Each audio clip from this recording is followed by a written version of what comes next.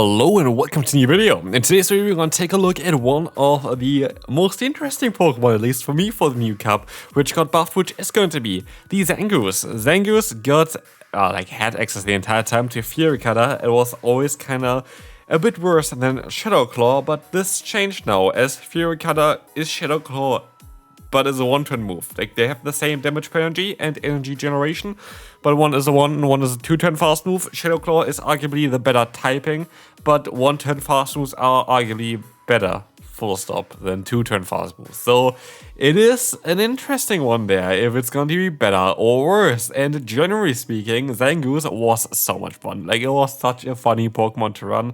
My main idea, of course, was to try to counter the Credilli, because they don't have fast move pressure plus close combat. But this Pokemon itself here had like so much pressure the entire time. Look at it. Who has played Zangoose anytime recently? No one did, but it's a fun one and people should play this Pokemon. Look at what it can do. We can take a Weather Ball, and to be fair, I cannot try to win here with the Talonflame at this point, because I know I should win with the Talonflame at this point.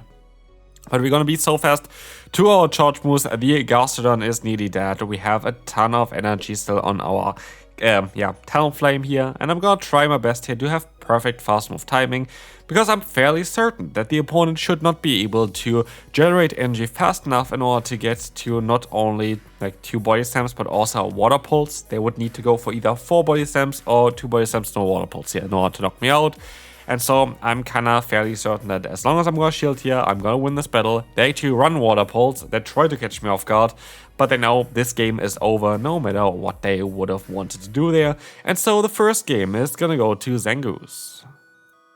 At least it did a little bit of a job there. Next up, we will see the Talonflame mirror matchup. And while I saw immediately that the CP of the opponent is a bit awkward, you maybe can build yourself a better Talonflame eventually. My CP is great, but also I have a bit of an attack investment. Why do I have this attack investment? Because when this community day happened, I had the entire day weather boosted on the Pokemon.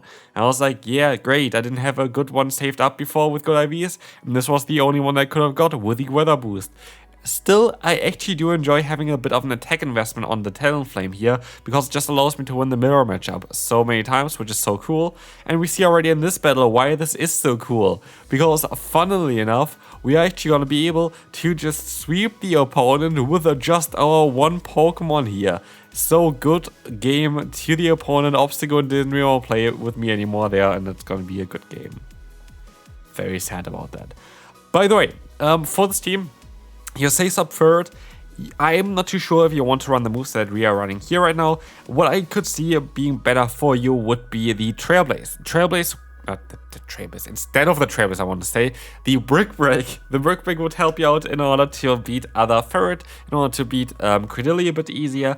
Brick Break makes a lot of sense on this Pokemon, but also I like Trailblaze as well. Having the boost chance is kind of cool, but I do feel like in this meta, Trailblaze isn't really needed, so I could see that Brick Break is a cool one there. Well, this meta has Mud Boys, don't get me wrong, a lot of them you still win even without it, so yeah, that's the thing here. There's also the thing here with Swampert against us, and we're going to generate energy at the same pace as the opponent, but the cool thing here is that our Fury Cutter is just, like, it's chunking away. It's just chunking away a little bit more. They sub into the Flygon, and this point I was like, yeah, there is not a lot that I can do here. Shadow Flygon, very good Pokemon this meta. Maybe something I want to take a look at as well. There is basically no Dragon type resist, which makes Pokemon like Flygon a very safe Pokemon, and like Flygon is the safest swap most likely in this meta, which is an interesting thing there for sure. And again, I will very likely take a look at this Pokemon as well here on the channel. There are a lot of Pokemon I want to still take a look at. There are so many Pokemon I have up there that I want to test in this meta and also in the Master League. Stay tuned for a lot of cool content coming up. But yeah, if you want to support the channel, by the way, I haven't really asked in ages for that, feel free to leave a like on the video. Like, literally, feel free to leave a like on the video, helps out a ton. Supports the channel without even needing to do really anything for that. But as you will see here, we're going to encounter the opponent against us. That's going to be a matchup that is alright for us. We got a shield advantage, and also we're going to be able to get a Swift off here. And do we get Switch and shield advantage and a Pokemon advantage? Yes, we do. Which is ridiculous, as the opponent reveals that they have Credilli in the back. What do they want to do here? They want to knock me out? that is alright by me, because they're actually gonna go for the uncharge here. That's smart. That's honestly very smart to do that, because it just allows them to get some extra energy up here as well. But as you're gonna see here, we're gonna have our Zangoose coming in, and oh look, it's a Bibarel, and oh look, it's close combat, and close combat is going to be enough to get that KO against the Bibarel. As we see the Credillic coming back in, they forfeit, we had a shield advantage, good game to the opponent, and we can move on to a very tough matchup. Here is where Brick Break really helps you. I do think that you even get to Brick Break a little bit faster, which allows you to have better pacing against the opponent's Magcargo. Magcargo is an issue otherwise. Because, yeah, you're going to have the lead that is going to be super weak to Magcargo. And so, yeah, I do think like that Brick Break most likely is the better move on the Furret, but I wasn't too sure about it in the beginning, and I had Trailblaze already, and I was like, okay, I'm gonna test out Trailblaze. I have that fire type in the lead anyway. I would like to have a bit more coverage against like water type Pokemon with mine, and so that's why I decided to go ahead and still go for the Trailblaze, which I had already. But after like 5 battles, I was like, yeah, I think that Brick Break actually would be the better move to go for on that Furret. But I didn't really want to change it in the middle of the video, and that's kind of mainly why I stayed with the Trailblaze. Trailblaze isn't bad by any means, but I do think that Brick Break helps out a bit more. Anyway, we're going to try our best here still with our Zangoose against the opponent's Magcargo here. It's alright, we're going to be able to forfeit there, and we just sadly not going to be able to win this battle. Again, Brick Break could have helped me. What else can help me here is that I win the CMP tie. But do I win the CMP tie? I don't. Someone even has a more attack than I do, which is kinda mad. So, yeah, I didn't really expect that here at all. But maybe this is even like, I don't know, 5, 6, 7, 8 attack. I don't know. We will never find out. But we will see here that the opponent is going to be able to, yeah, knock us out if they really want to. I have to kind of try to catch the move here in order to have any kind of chance in still winning this battle.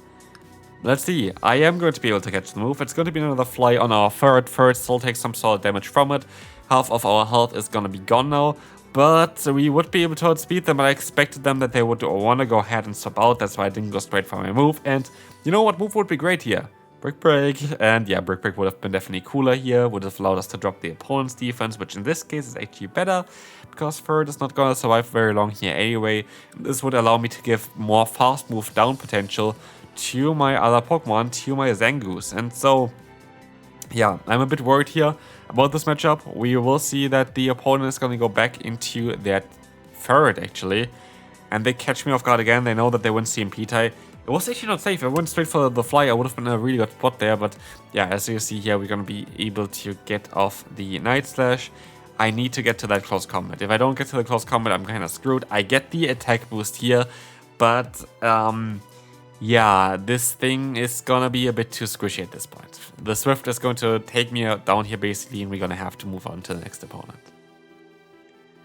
I honestly still had a great time with this team. This team worked out well. I still went positive, by the way, with this team total. I think it was one game that I lost 2 lag as well, but I went positive with this team, so I climbed some elo, and honestly, I feel like Zangoose is such a cool sweeper. I enjoyed Zangoose quite a bit. I do think that actually one of my biggest issues was the Furret. The Furret like needs a different moveset.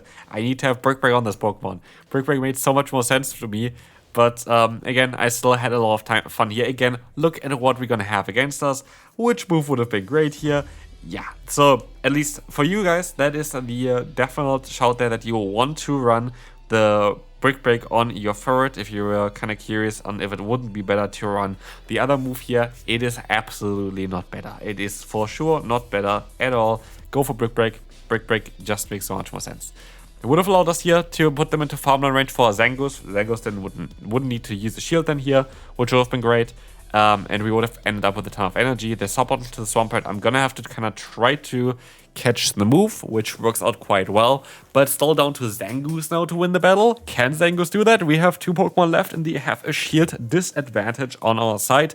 So, first Night Slash is coming through, is gonna get that boost. And this boost is making things 10 times easier, because now we know that any Night Slash is gonna knock out the opponent here, and we're nearly at another one, and I'm fairly certain they don't know them already at another charge move here, and so I can just go straight for that one.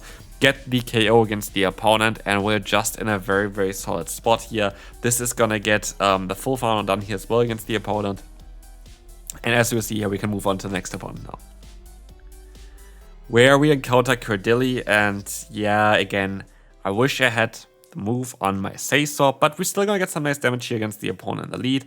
And I can go for a Brave Bird even against them. I'm just gonna go for a Brave Bird here, try to get my shield back from the opponent. I could even go for another fast move afterwards and then stop out, which I do, so I have no, actually didn't get the shield back, but I'm gonna get the damage here on me, which is cool. And you know what's also cool? It's going to be Grass Knot, which is better for me, because I'm not debuffed, and I can farm them down here.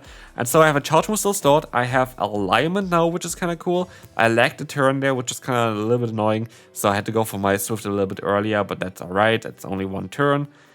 And I can still go for another Swift here. And so yeah, this is looking really solid for us so far. We're going to have the Swift coming through, you're going to get some damage onto them, and they can farm us down. We have now our own Talonflame coming in. I decided to go for a free fast move, which I'm going to let the opponent's move go through. I can go for the Brave Bird here straight away. They go into the Gligar. Do they call that this is just a fly? It is not a fly, it's a Brave Bird, and we need to knock them out straight away here. As we can go for the Night Slash, which is for us at least like a guaranteed way of knocking them out or getting the shield. And getting the shield here means I'm gonna use the shield as well. I'm not too sure if this was the smartest idea, because I would have survived the aerial ace. But I can go for the full farm down here now. The opponent stops out into the Talonflame. Yes, it wasn't the smartest idea. If I didn't go for the shield, I definitely would have had a way better time here. I still gonna go on a draw there, but I should have played it better. I just should have played it better. Like, I knew that the opponent had energy there. I didn't need to shield up an aerial ace from a Gligar. Like, it's a bit silly.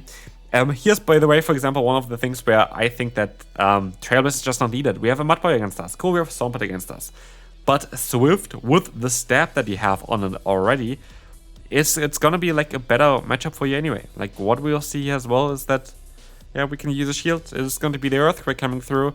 And we can go ahead and go for another Swift. This is going to be perfectly fine. This is going to allow us to go for the full farm down, get the KO, and let's see what's coming in. It's going to be the Gligar. Gligar's coming in. This is going to be absolutely alright for us as well. This is going to get the Swift onto them. It's going to get some damage onto them. And we can now see here that the opponent is going to be able to go for the aerial ace, doing some solid damage, but they still reach another Swift, getting them lower and lower, which is just going to be good for us. Like, there's nothing really else to say here about it. It's just back and forth. We see the Cridley coming in, and we are now sadly shieldless. And that is the issue for us. We are shieldless, which means that we hope that they go for the Rock Tomb, which is actually better for us because we take less damage. And they go for it, but it still does too much damage. If they were in Shadow, I would have been able to win this matchup here already. I thought actually I had more energy on my Talonflame. I knew I had one fast move. I thought I had two fast moves already, which would have allowed me then to go for a Brave Bird in time, or even a Fly, which would have been enough. But I didn't, and with that, I'm going to lose this battle. Again, I feel like most of the battles were quite unfortunate that I lost them. But still, we can move on to the next opponent, where we encounter a great lead and a very bad Saysop for us. But honestly, Bibarel, it will not be able to one-shot me with a charge move, and I am going to be able to pressure shields on them, and I have more fast move pressure than they have. So, like, I'm in the right spot here. I'm definitely having them in a Swift range, and if they want to really play this one out, they can really play this one out. I am going to be able to go for a Swift here, and I should be able to realign myself now at this point as well. Guaranteed, and I will be able to do that, which now gets out the Whimsicott. I can get some damage onto them, putting them closer and closer into like Incinerate down range already. Like, they are always in Incinerate down range, but without them getting like a trillion different charge moves off. They're gonna sub onto the Quagsire, and I have my Zangoose ready for this Pokemon. And look at the Fury Cutter damage that we have against the opponent here. This is honestly such solid damage, and we see the Night Slash is going to now connect against the opponent's Quaggy. The Quagsire definitely will not enjoy that at all. We see the shield coming up, we can go for a close combat again, and this is looking very, very solid for us, as this is going to get the KO against them, and now we win the battle already. As Whimsicott still is going to be forced to go for a charge move here in order to knock us out, and there's nothing they can do in order to knock out our Talonflame, even a Hurricane, which is the hardest hitting move that they can learn. It will not be enough to knock us out here, and with that, I want to say thanks so much for watching this video. I think that Zangoose is definitely a Pokemon that has quite some play in the current meta, and that's going to be it for today. Hope you enjoyed, and I will see you then. Bye bye.